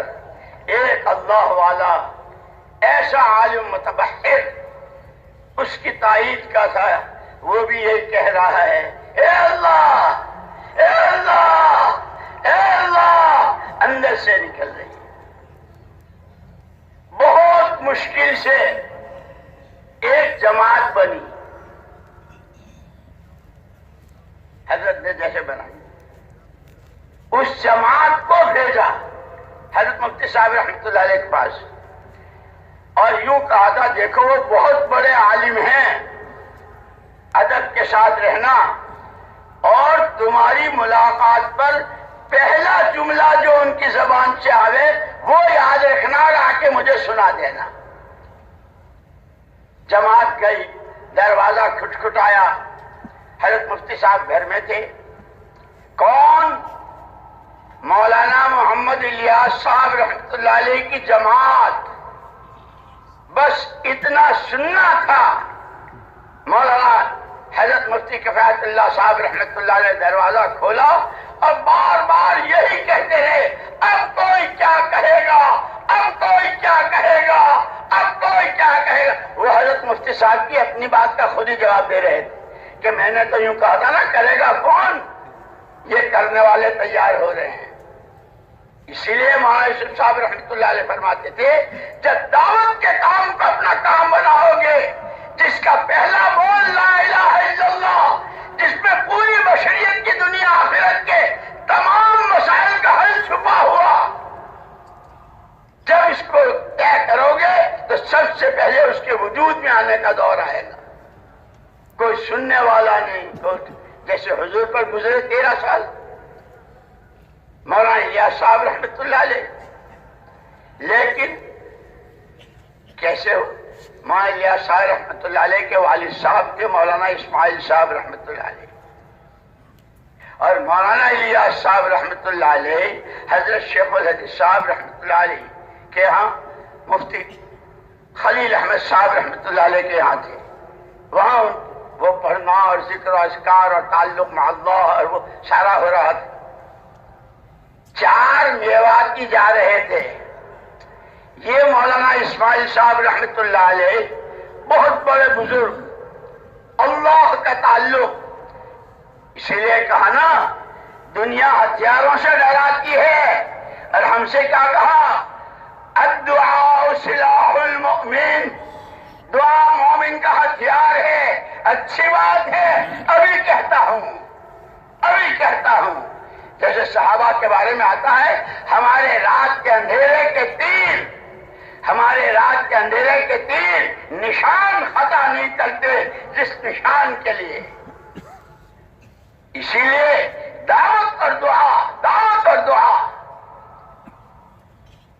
وہ مولانا الیاس صاحب کے والد صاحب بہت بڑے بزرگ تھے، اور پورے علاقے میں وہاں کاندھلا، شاملی، سہارنپور اور مظفر نگر اور سارے علاقے میں مشہور تھے. اس زمانے میں انگریزوں کا آخری دور تھا، لوگوں کو پھانسیاں بہت ہوتی تھی، لیکن ان کا تعلق مع اللہ اتنا مشہور تھا کہ اگر کسی کے لیے پھانسی کا حکم ہو جائے اور مولانا اسماعیل صاحب دعا کر دے تو اس کی موت زندگی سے بدل جائے.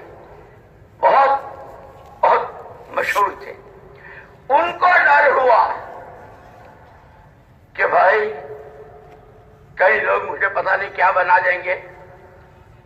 اپنی بزرگی چھپانے کے لیے بھاگ کر آئے تھے بنگلے والی مسجد میں.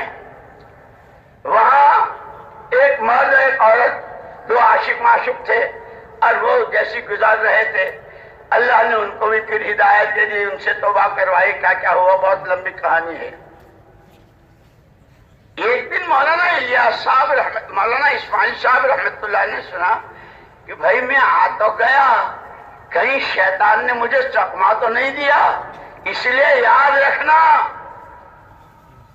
نفس و شیطان جیسے دشمن ہیں، ان کی مکاری، ان کی چالیں، یہ صرف اور صرف اتقوا فراست المؤمن فإنه ينظر بنور اللہ. فرمایا نبی صلی اللہ علیہ وسلم نے، مومن کی فراست سے ڈرتے رہو، وہ نور خدا سے دیکھتا ہے. کون ہمیں پتاشے میں زہر دے رہا ہے؟ کون ہمیں خدا رسول سے دور کر رہا ہے؟ کون ہمیں آخرت شدت سے آنکھیں بند کروا رہا ہے اور کون ہمیں کڑوی دوا پلا کر شرک خفی. حضور نے فرمایا ایک دفعہ حضرت صدیق اکبر رضی اللہ عنہ سے، ابو بکر میری امت میں شرک خفی ایسا چل رہا ہے جیسے اندھیری رات میں کالے پتھر پر کالی چونٹی چلتی ہے. رات بھی اندھیری، پتھر بھی کالا، چونٹی بھی کالی، لیکن وہ چلتی رہتی ہے. یوں کہ اللہ کے غیر سے، اللہ کے غیر سے کسی طرح کی امید، کسی طرح سے اپنے مسئلے کے حل ہونے کا یقین، یہ شرک خفی ہے جس کو ہم دیمک کہتے ہیں. شکلیں بہت اچھی، کپڑے بہت اچھے، ماشاءاللہ نماز بھی ہے، روزہ بھی ہے، عمرہ اور حج بھی ہے، اندر ہی اندر وہ ایمان کی جڑ کو کھا رہا ہے.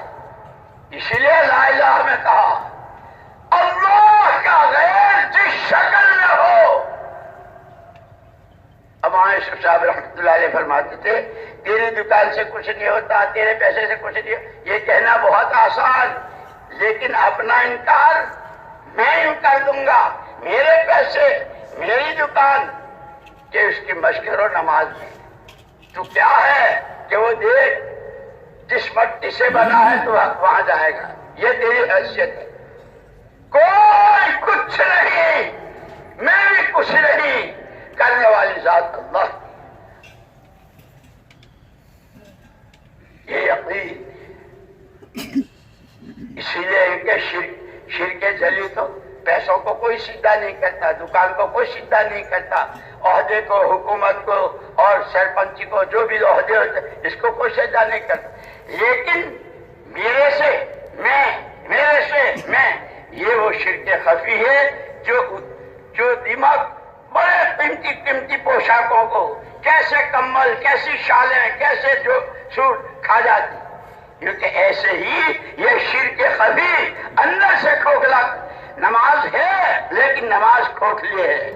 ارے چلہ بھی ہے اور کھوکھلا ہے، 7 مہینے ہیں اور کھوکھلے ہیں، عمرہ اور حج ہے، کھوکھلا ہے. اس لیے یوں کہا ایک ہے ایمان موجود جو ہمارے تمہارے پاس ہے، اور اصل ایمان مطلوب جو اللہ چاہتے ہیں. وَإِذَا قِيلَ لَهُمْ آمِنُوا كَمَا آمَنَ النَّاسُ. وہ ناس کون تھے؟ وہ صحابہ جو یوں کہتے ہیں تعلمنا الایمان ثم تعلمنا پہلے ایمان سیکھا. اور ان کی تربیت حضور پاک صلی اللہ علیہ وسلم نے فرمائی. اب پہلا سبق یہ پڑھایا تھا، جیسے مسلمان کے گھر بچہ پیدا ہوتا ہے تو پہلا سبق اللہ اکبر ہوتا ہے نا، 4 مرتبہ اس کے کان میں کہ بیٹا یہ تیرا پہلے دن کا پہلا سبق ہے. اور ساری کائنات 4 عناصر، آگ، ہوا، مٹی، پانی، ساری کائنات جب آنکھ کھولے گا، جب بولے گا تو تجھے بڑی بڑی چیزیں نظر آئیں گی. خبردار یہ پہلا دن کا سبق ہے، اور یہ بیچ کا جو وقفہ ہے اس سبق کو یاد کرنے کا وقفہ ہے.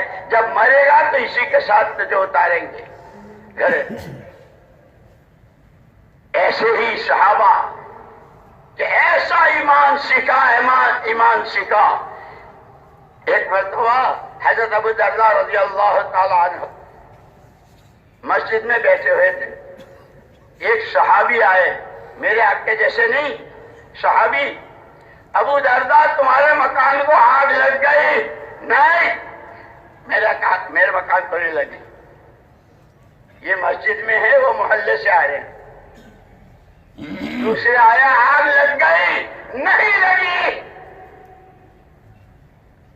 تیسرے آئے، ارے آگ لگ گئی، میرے نہیں لگی. چوتھے آئے، لگ رہی تھی، بڑی راکھ بناتی جا رہی تھی، ڈھیروں بن رہے تھے مکان، تمہارے مکان پہ آ کے بجھ گئی. اچھا ابو درداء کیا بات ہوئی کہ تم تو سچے ہو، صحابی ہو، تم نے 3 دونا 6 آنکھوں نے دیکھا. اور میرے پاس ایمان بالغیب جس کی ابتدا قرآن نے کی ہے، الذین یؤمنون بالغیب، اللہ سچے، اللہ کے نبی سچے، اللہ کی بات سچی، اللہ کے نبی صلی اللہ علیہ وسلم فرمایا جس نے صبح کو یہ کلمات کہہ لیے شام تک، اور جس نے شام کو کہے صبح تک، اس کے ہاں اچانک کا کوئی حادثہ، کوئی آگ وغیرہ، او اصدقکم او اصدق الرسول صلی اللہ علیہ وسلم، میں تمہاری آنکھوں کو سچا مانوں یا میرے آقا کی خبر کو سچا مانوں؟ یہ میرا ایمان ہے۔ تم تو 3 دنا 6 نا، 6 لاکھ، 6 کروڑ، 6 ارب، اور تمہاری نہیں، ساری مخلوقات کی ساری آنکھیں دیکھ لے، سب دھوکہ کھا سکتی ہیں۔ ما ينطق عن الهوى ان هو الا وحی یوحی، اس کو کہتے ہیں ایمان بالغیب۔ ہم ایمان کی تقریریوں کے ایمان سمجھ رہے ہیں، اب جیسے میں بول رہا ہوں نا، تو ایمان کی باتیں بول رہا ہوں، خدا یہ ایمان مجھے دے دے، اس کے لیے مولانا یوسف صاحب رحمۃ اللہ علیہ فرماتے تھے ایمان کی اصل جگہ دل ہے، دل تک پہنچنے کے یہ 4 راستے ہیں، آنکھ، زبان، کان اور دماغ۔ سب سے پہلے آدمی کسی چیز کو دیکھتا ہے، ہاں اتنے بڑے آدمی، اتنا سارا پیسہ، ایسی بڑی، ایسا، سب سے پہلے آنکھ سے دیکھتا ہے، اسے زبان سے بولتا ہے، اور جو بولتا ہے اسے سنتا ہے۔ عام طور پر سوتے وقت جب آنکھیں بند ہوتی ہے دل کھلتا ہے، وہ دن بھر جس میں لگا ہے وہ سارا ٹپ ٹپ ٹپ دل کی گہرائی میں اترتا ہے۔ پیسے، نوکری، مجھے یاد آیا ایک مرتبہ ایک صاحب جا رہے تھے دبئی، حضرت جی رحمت اللہ علیہ سے ملنے آئے، میں دبئی جا رہا ہوں، وہ جاب کے لیے جا رہے تھے، تو حضرت نے فرمایا اچھا بھائی تو دبئی کے اللہ میاں کو ہمارا بھی سلام کہہ دینا۔ اللہ حاضر و ناظر ہر جگہ، وہ قادر مطلق فعال لما یرید، جب چاہے، جہاں چاہے، جو چاہے، جیسے چاہے، اس کو راضی کرنا زندگی کا مقصد۔ وہ دولتوں اور حکومتوں اور ٹھکروں سے راضی نہیں ہوتا، وہ دین سے راضی ہوتا ہے، اور دین ملے گا محمد الرسول اللہ صلی اللہ علیہ وسلم سے، جو ان کی چال چلے گا، اور جن کو انہوں نے چلایا والسابقون الاولون من المہاجرین والانصار، وہ مہاجرین و انصار جن میں مرد بھی، عورتیں بھی، بچے بھی، بوڑھے بھی، جوان بھی، یہ 3 چیزیں جان، مال اور صلاحیت، یہ مشترک ہے پوری بشریت کے درمیان۔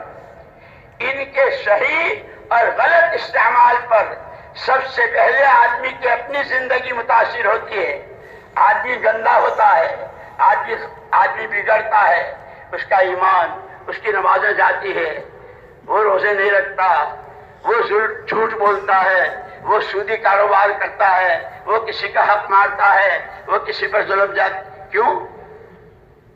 یہ جان ہے، مال ہے، اپنی من مانی سے۔ اللہ جل جلالہ عمن والہ ارحم الراحمین، ارحم الراحمین۔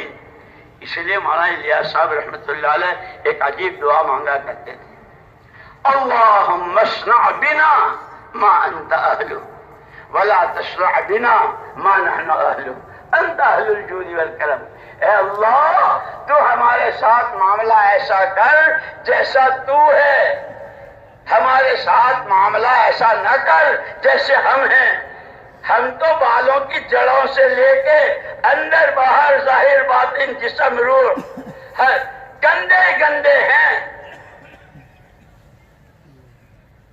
اور تبلیغ میں چلنے والوں کو مولانا الیاس صاحب رحمۃ اللہ علیہ فرمایا کرتے تھے بیت الخلاء میں بھی مراقبہ کر۔ ارے بیت الخلاء میں مراقبہ تو خانقاہوں میں ہوتا ہے، پیروں کے پاس ہوتا ہے۔ مولانا الیاس صاحب رحمۃ اللہ نے فرمایا کہ ہاں یہ جو تم نے پیشاب کیا یہ کیا ہے؟ جس کو اللہ کہتے ہیں ماء مبارکہ، ہم نے مبارک پانی اتارا، جس پانی کے لیے کہا وجعلنا من الماء کل شیء حی، ہر چیز کی زندگی کے راز ہم نے پانی میں رکھے، اس پانی کو تم نے پیا، پیشاب کر کے نکالا، خراب کر دیا نا، وہ ماء مبارک تھا۔ اور کھانا کیسا چکنا چپڑا، اور کیسے تو سارے لے کے کھایا، اور کیسا پاخانہ بنا، فرمایا جس طرح اس پانی کو پیشاب بنایا اور اس کھانے کو پاخانہ بنایا، تم نے تو اپنی نیت، اپنا جذبہ، اپنا خیال، اپنا اندرون، اور پھر تعلیم میں بیٹھے گشت کیا، تسبیح پڑھی اور قرآن پڑھا، کیا بنا دیا تم نے؟ اسی لیے فرماتے تھے سب سے پہلے اپنی نیت، سوائے اللہ کی رضا کے۔ اسی لیے امت کی صفات بیان کی قرآن نے، رحماء بینہم تراہم رکعا سجدا یبتغون فضلا من اللہ ورضوانا۔ محمد صلی اللہ علیہ وسلم اللہ کے رسول ہیں، اور جو آپ کے ساتھ ہیں، ایمان ان کے رگ و ریشے میں، اور ایمان کے خلاف سے ان کے آگ لگ جاتی ہے، آپس میں جیسے ایک ہی ماں باپ کی اولاد، رحماء بینہم۔ جب کوئی مسئلہ آیا، نماز پڑھی اللہ سے کہا، نماز پڑھی اللہ سے کہا، اور اس سارے کے نتیجے تھکتے ہیں، پچتے ہیں، تھکتے ہیں، پچتے ہیں، لگتے ہیں، لگاتے ہیں، جھیلتے ہیں، برداشت کرتے ہیں، کیا چاہتے ہو؟ یبتغون فضلا من اللہ ورضوانا، سوائے اللہ کی رضا، سوائے اللہ کو راضی کرنے اور اللہ کے فضل کے اور کچھ نہیں چاہتے۔ جیسے خندق کے موقع پر لوگوں نے، منافقین نے کہا تھا، یہ آیت ہے نا، یہ زندہ جاوید اور یہ جیتے جاگتے گھروں کو نہیں جا سکیں گے، اور یہ تو مریں گے، اور یہ الذین قال لهم الناس ان الناس قد جمعوا لكم فاخشوهم فزادهم ایمانا وقالوا حسبنا الله ونعم الوکیل فانقلبوا بنعمة من الله وفضل لم يمسسهم سوء واتبعوا رضوان اللہ۔ جن کے لیے یہ کہا تھا یہ گئے، انہوں نے کیا کہا؟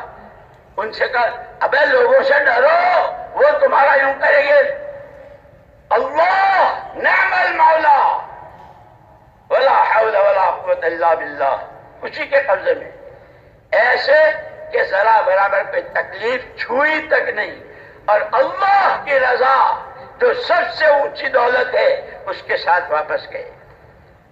اس لیے مولانا یوسف صاحب رحمۃ اللہ علیہ فرماتے تھے اس دعوت کے لیے سب سے پہلا مرحلہ ہے وجود دعوت کا، دعوت قائم ہو جائے۔ جیسے کوئی آدمی کاروبار کرنا چاہتا ہے تو ایک دم شیر بن جاتا ہے، دکان تلاش کرتا ہے، اس پر کتنا مال لگے گا، کس ایریے میں ہے، کیا چیزیں کھپے گی، بہت پاپڑ بیلنے پڑتے ہیں، اور کیسی کیسی، یوں کہ دعوت کو قائم کرنے کے لیے مولانا الیاس صاحب رحمۃ اللہ علیہ تو فرماتے تھے دعوت کے لیے اپنا مزاج کاشکارانہ بناؤ،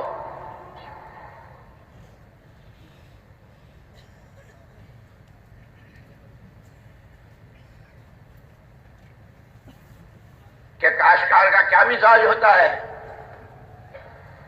کہ کاشتکار کا مزاج یہ ہوتا ہے کہ جس زمین سے اسے فصل لینی ہے، 5 بیگھہ 10 بیگھہ 50 بیگھہ،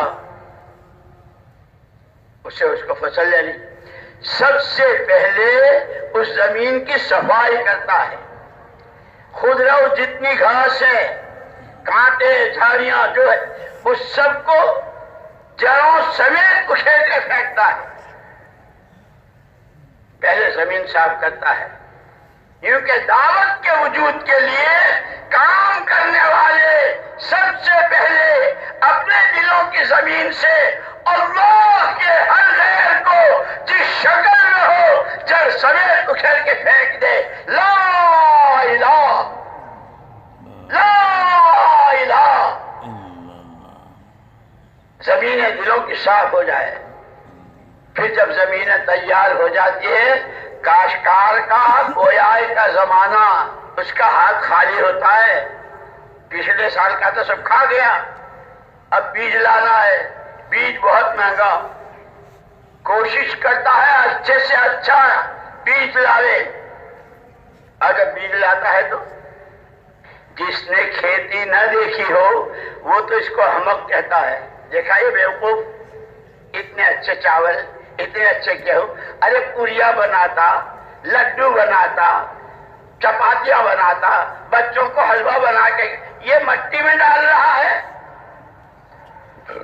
اسی لیے منافقین نے کہا تھا وَإِذَا قِيلَ لَهُمْ آمِنُوا كَمَا آمَنَ النَّاسُ، ان کے جیسا ایمان لاؤ، تو انہوں نے کہا یہ تو بیوقوف ہیں. اب بیوقوف تم ہو یا وہ ہے؟ سَتَعْلَمُ غَدًا إِذَا انكَشَفَ الْغُبَارُ سَتَعْلَمُ غَدًا إِذَا انكَشَفَ الْغُبَارُ أَكَانَ تَحْتَ رِجْلِكَ فَرَسٌ أَوْ حِمَارُ. کل جب مرے گا، جیسے حضرت علی رضی اللہ تعالیٰ فرماتے ہیں الناس نیام یا اذا ماتوا انتبہوا، لوگ سو رہے ہیں، جب مریں گے تو آنکھ کھلے گی. کل تو پتا چلے گا کہ گھوڑے کے سوار تھے یا گدھے کے سوار تھے، یہ احمق اور یہ بیوقوف تھے یا تم بیوقوف تھے. مولانا الیاس صاحب رحمۃ اللہ علیہ فرماتے تھے اس زمانے میں یہ اچھے سے اچھا بیج لا کر زمین کے حوالے کر دیتا ہے. اتنا سا گیہوں کا دانہ، اتنا سا چاول کا دانہ، یہ چنا، اوپر منو مٹی، پانی پلایا کیچڑ ہو گیا، وہ گیہوں سڑ گئے. اللہ اپنی قدرت کا مظاہرہ کر رہے ہیں. کتنی رکاوٹیں ہیں اس گیہوں کے دانے کے لیے، اس بھٹے کے لیے، اس چنے کے لیے.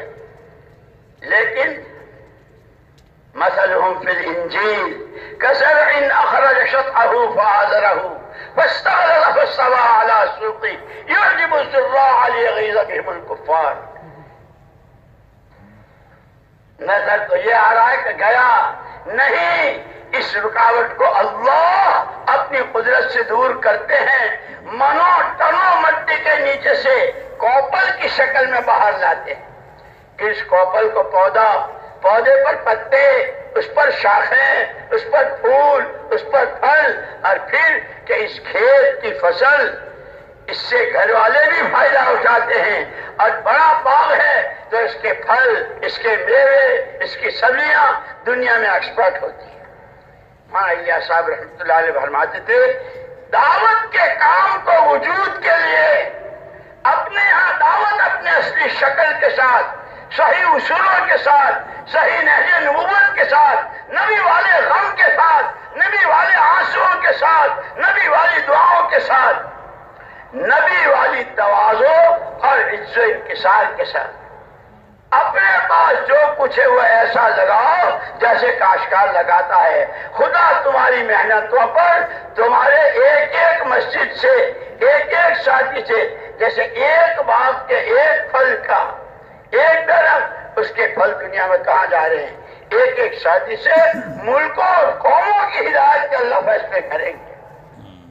اللہ نے ہم کو وہ کام دیا، لیکن فرمایا کہ یہ رکاوٹیں جو آنے کے لیے آتی ہے، ان کام کو وجود دینا چاہتے ہیں، کام کرنا چاہتے ہیں. اب ان کی تربیت کا کبھی گھریلو مسائل، کبھی کاروباری مسائل، کبھی سردی گرمی کا مسئلہ اور مختلف مسئلے، کہ اس کام کو کام بنانے والوں کے سامنے جو حال آئے وہ اسے یوں سمجھے میں رب العالمین کا بندہ ہوں، وہ اس راستے سے میری تربیت کر کے اس کے پیچھے مجھے بہت بڑا انعام دینا چاہتا ہے. کہ ایک دور آتا ہے وجود دعوت کا، دوسرا دور آتا ہے کام کرنے والوں کی تربیت کا، کہ جس کے لیے اس کام کے تقاضوں کو پورا کرنے کی وجہ سے جو حال آئے وہ اس کو اللہ کی طرف سے تربیت سمجھے. اب حضور سے زیادہ کچھ ہو سکتا ہے؟ آپ فرماتے ہیں جتنا میں ستایا گیا، جتنا مجھے ڈرایا گیا اور جتنا میرے کسی کے ساتھ نہیں کیا گیا۔ اللہ کے کیسے پیارے حضور، لیکن آپ پر حال یہ سیرت مبارکہ ہماری آپ کی رہبری کر رہی ہے، یہ واقعات ہماری رہبری کر رہے ہیں۔ فرماتے تھے جب دعوت وجود میں آتی ہے ساتھیوں کی قربانیوں، محنتوں، مجاہدوں سے، اور ساتھی بنتے ہیں، ان کے اندر تقویٰ، ان کے اندر خوف خدا، ان کے اندر اللہ کو راضی کرنے کا شوق، ان کے اندر اپنی آخرت بنانے کا فکر، اور اپنے ہاتھوں ہر ایک کی آخرت بنے، اپنی جان مال صلاحیتوں کو صحیح مصرف پر لگانا، اور ہر امت اس پر آ جائے۔ جب اس طرح سے ان کی تربیت ہوتی ہے تو پھر اللہ ان کے لیے مددوں کے دروازے کھولتے ہیں۔ اذا جاء نصر اللہ والفتح، تیسرا دور آتا ہے اللہ کی مدد کا۔ ایک آدمی اور اس کی برکت سے کہ پورا علاقہ، پورا خاندان۔ ہم نے تو برازیل میں بھی دیکھا، وینزویلا، ایک 18 سال کا جوان نظام الدین آتا رہتا تھا حضرت جی رحمۃ اللہ علیہ کے زمانے میں، دسترخوان پر، دعا میں، بیان میں، جب بھی ملتا احمد صاحب ہمارے وینزویلا میں بھی ایسا اجتماع ہو، ہمارے یہاں بھی جماعت۔ وہ جوان گیا، اس کو پورے خاندان نے کہا کہ اس کا دماغ چل پڑا، یہ تو، لیکن وہ سب کی سنتا رہا۔ خاندان بہت مالدار، اس کا خاندان اتنا مالدار کہ ان لوگوں نے حکومت سے پہاڑ خریدے اور پہاڑوں میں بنگلے بنائے اس کے بانے، اس کے چچا نے، لیکن اس کو یہ لگا رہا۔ ایک دن ایک جماعت گئی تھی جس میں کویت کے، سعودیہ کے اور ایک اور ساتھی، 3 ساتھیوں کی جماعت کی۔ راستے میں اچانک حادثہ ہو گیا، تینوں شہید ہو گئے، یہ خود بھی تھا، شہید ہو گئے۔ جب ان کے جنازے آئے تو ان کا پورا خاندان جمع ہو گیا، اور پورے خاندان نے کہا کہ آج کے بعد ہم اس کام کو اپنا کام بنائیں گے جس کے لیے اس نے جان دی ہے۔ پھر اس کے والد ایک مرتبہ آئے اور ان کے لیے ان کے بچوں نے دلی میں ہوٹل بک کیا، لیکن وہ جب تعلیم کے وقت میں آئے تو بچوں سے کہا کہ بھائی میرا بستر یہاں لانا، میں تو سب کے ساتھ لیٹوں گا، مجھے ہوٹل میں نہیں رہنا۔ جب قربانیاں وجود میں آتی ہے اخلاص کے ساتھ، اللہ کو راضی کرنے کے جذبے کے ساتھ، امت پر شفقت و ترس کھاتے ہوئے، خدا کی مخلوق کے لیے راتوں کا آنسو بہاتے ہوئے، تو پھر افراد سے خدا قومیں اور علاقے۔ سورہ بروج کا واقعہ، وما نقموا منهم الا ان يؤمنوا بالله العزيز الحميد، ایک فرد تھا، اس نے جھیلا، اس پر آئی۔ کام کرنے والوں کو حالات سے دوچار مانگنا نہیں ہے، مانگنے کو تو ہم سے کہا عافیت مانگا کرو، صلی اللہ العافیہ۔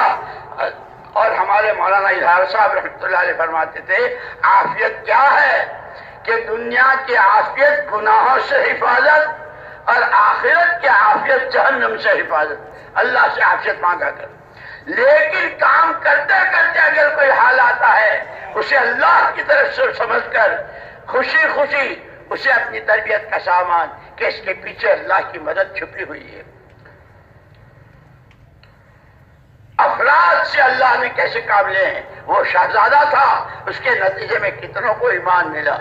پوری قوم نے ایک آواز، آمنا برب ھذا الغلام، آمنا برب ھذا الغلام۔ ہم جس کو یہ مانتا تھا آج کے بعد ہم بھی اسی اللہ کو مانیں گے۔ یہ کام قربانیوں سے چلے گا، یہ استقامت سے چلے گا، اخلاص سے چلے گا، ہر طرح کی اغراض سے یکسو ہو کر، صرف یبتغون فضلا من اللہ ورضوانا۔ جیسے ہمارے حضرت مولانا ابراہیم صاحب دعوت برکاتہم، اللہ ان کی عمر میں بہت برکت دے، فرماتے ہیں کہ ہمارے کام میں ہمیں ووٹ چاہیے نہ نوٹ چاہیے، ہمیں ووٹ چاہیے نہ نوٹ چاہیے، ہمیں تو اللہ کی رضا چاہیے، اللہ کا کلمہ بلند ہو جائے، ہر امتی کے پاس جو جان و مال صلاحیت ہے وہ صحیح مشرب پر لگے، اور صحیح مشرب کیا ہے؟ تمہاری جان وہاں لگے جہاں تمہارے نبی کی لگی، اتنی لگے، ایسے لگے جیسے نبی کی لگی، جیسے لگی، تمہارا مال وہاں لگے جہاں تمہارے نبی کا لگا، ایسے لگے، اتنا لگے جتنا نبی کا لگا صلی اللہ علیہ وسلم، اور تمہاری صلاحیتیں، تمہاری سوجھ بوجھ وہاں وہ سوچے جو تمہارے نبی نے سوچا۔ اسی لیے مولانا یوسف صاحب رحمۃ اللہ علیہ فرماتے خالی آنے جانے کا نام تبلیغ نہیں ہے، تبلیغ تو ہماری سوچ روزانہ حضور کی سوچ کے قریب ہو جائے۔ لوگوں نے پوچھا حضرت حضور پاک صلی اللہ علیہ وسلم کی سوچ کیا تھی؟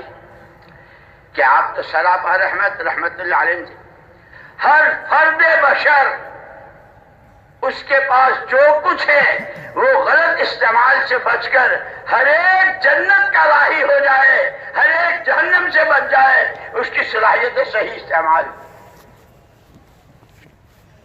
یہ حضرت نے کہہ کر کے مجھے اور آپ کو اور اس پورے مجمع کو اور وہ جو ہمارے غیر ملکی مہمان ہزاروں کی تعداد میں ماشاءاللہ کتنے کتنے ملکوں کے ہیں، سب کے ہاتھ میں مولانا یوسف صاحب رحمۃ اللہ علیہ نے تھرمامیٹر دیا ہے کہ یہ دیکھو ہماری سوچ کیا ہے، جیسے ہماری نماز حضور کی نماز سے کتنی قریب ہو رہی ہے، علم کے حاصل کرنے کا شوق، یہ 6 نمبر حقیقت کے ساتھ زندگی میں ایمان میں روز ترقی، ایمانی صفات، رذائل سے پاکی، گھمنڈ و غرور، کبر و نخوت، بڑا بننے کا ناپاک شوق، اس سے دلوں کی پاکی ہو۔ یتلو علیہم آیاتہ ویزکیہم ویعلمہم الکتاب والحکمہ۔ مولانا یوسف صاحب اور مولانا انعام الحسن صاحب رحمۃ اللہ علیہ دونوں شیخ کے ہاں کہنے لگے کہ حضرت ہم تو یہ کہتے ہیں کہ دسترخوان پر پانی مانگے تو گلاس میں، بیت الخلاء میں لوٹے میں، غسل خانے میں بالٹی میں۔ حضور نے اس وقت میں کہا تھا جب یہ تینوں طاقتیں اور یہ تینوں محنتیں آپ کی موجودگی میں ان صحابہ میں ہو رہی تھی، جس زمانے میں، جس علاقے میں، جس حال میں دعوت، سیکھنا سکھانا اور تزکیہ نفس، وہاں وہ خیر آئے گی جو خیر حضور کے زمانے میں تھی۔ میرے دوستو، خدا مجھے بھی معاف کرے، آپ کو بھی معاف کرے، اللہ نے گھر بیٹھے یہ نعمتیں دی ہے، جیسے کل حضرت نے اللہ کی نعمتیں، اللہ کے احسانات اور کیسی کیسی، آج تک میں نے اور آپ نے، اب پوری امت نے جس نعمت کی جس طرح ناقدری کی ہے، اللہ سے معافی بھی مانگنی ہے۔ آگے جیسے حضور دعا کرتے تھے، اے اللہ مجھے اپنا بہت زیادہ صبر کرنے والا اور بہت زیادہ شکر گزار بندہ بنا دے، یہ دعائیں بھی کرنی ہے، استغفار بھی۔ اسی لیے اس وقت اس پورے مجمع میں استغفار کے 4 مہینے۔ ایک دفعہ حاجی عبدالوہاب صاحب رحمۃ اللہ علیہ، ایسا ہی مجمع تھا ماشاءاللہ بہت پرانوں کا اور کہاں کہاں کا تھا، تو انہوں نے کہا کہ ان سے کہو استغفار کریں اور توبہ کریں، تو ہماری بہت بے تکلیف ہے۔ میں نے کہا بھیا حاجی صاحب آپ تو ان سے استغفار کروا رہے، تو ماشاءاللہ حاجی، نمازی، اشراق، چاش، توابین، تہجد، صلاۃ الحاجہ، مسجد کی 2 رکعات اور تحیۃ الوضو، کیا کیا، یہ کس بات سے استغفار کریں گے؟ یہ تو بہت ماشاءاللہ اچھے۔ فرمایا ان سے پوچھو کب سے سن رہے ہیں، کب سے جانتے ہیں دعوت کا کام کتنا ضروری، امت ہونے کے اعتبار سے کیسی بڑی ذمہ داری، اس کے کتنے تقاضے مقامی طور پر بھی اور بیرون کے بھی، کب کب کون سا تقاضا میری طرف متوجہ ہوا اور میں نے اپنی جان چڑھائی۔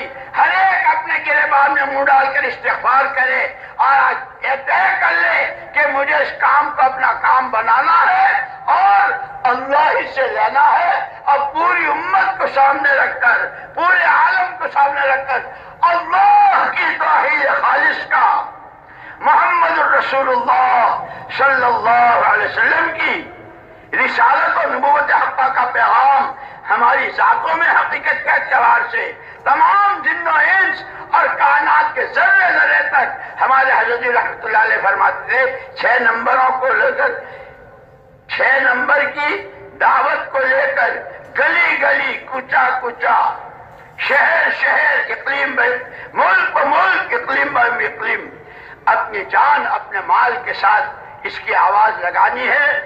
سب سے پہلے اپنی ذاتوں میں اس کی مشق کرنی ہے اور اس کی آواز ایسی لگے کہ جیسے پھیریے پھرتے ہیں اور آواز لگاتے ہیں لوگوں کے منہ میں پانی آتا ہے۔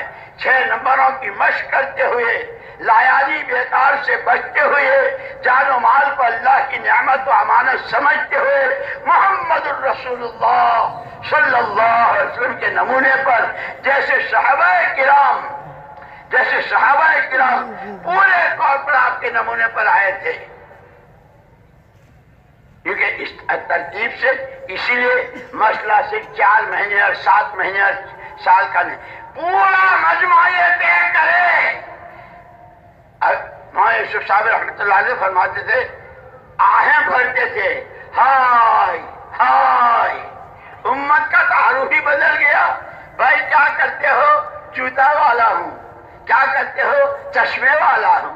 کیا کرتے ہو؟ کپڑے والا ہوں۔ مولانا یوسف صاحب فرماتے تھے، اس امت کا تعارف یہ بدری ہیں، یہ احدی ہیں، یہ خندق والے ہیں، یہ پیٹ پر پتھر باندھنے والے ہیں، یہ کھجور پہ گزارا کرنے والے ہیں، یہ ان کے بچے، ان کی گھر والیاں یہ شہید ہوئے اور گھروں میں فاقہ تھا۔ کہ امت کا تعارف تو دین کی محنت اور دین کے مجاہدوں کے اعتبار سے ہوتا تھا۔ اللہ بڑی قدرت والے ہیں جو روزانہ رات کے اندھیرے کو دن کے اجالے سے بدلتا ہے۔ آج بھی اللہ اپنی قدرت کے ساتھ ہے۔ سارا مجمع نیت کرے، اللہ پوری امت کے اس قرن اول والے دور کو واپس ایسا کرے کہ اس کا تعارف دین کی محنت، اس کے مجاہدوں اور اس کے تقاضوں پر مر مٹنے والوں کے اعتبار سے ہو۔ ہمت کر کے فرماؤ، سب سے پہلے نیت کرو کہ ہمیں انشاءاللہ اس کام کو اپنا کام بنانا ہے۔ سب نے نیت کر لی؟ اب کھڑے ہو جاؤ، تقاضے والے تو یہ آئیں گے۔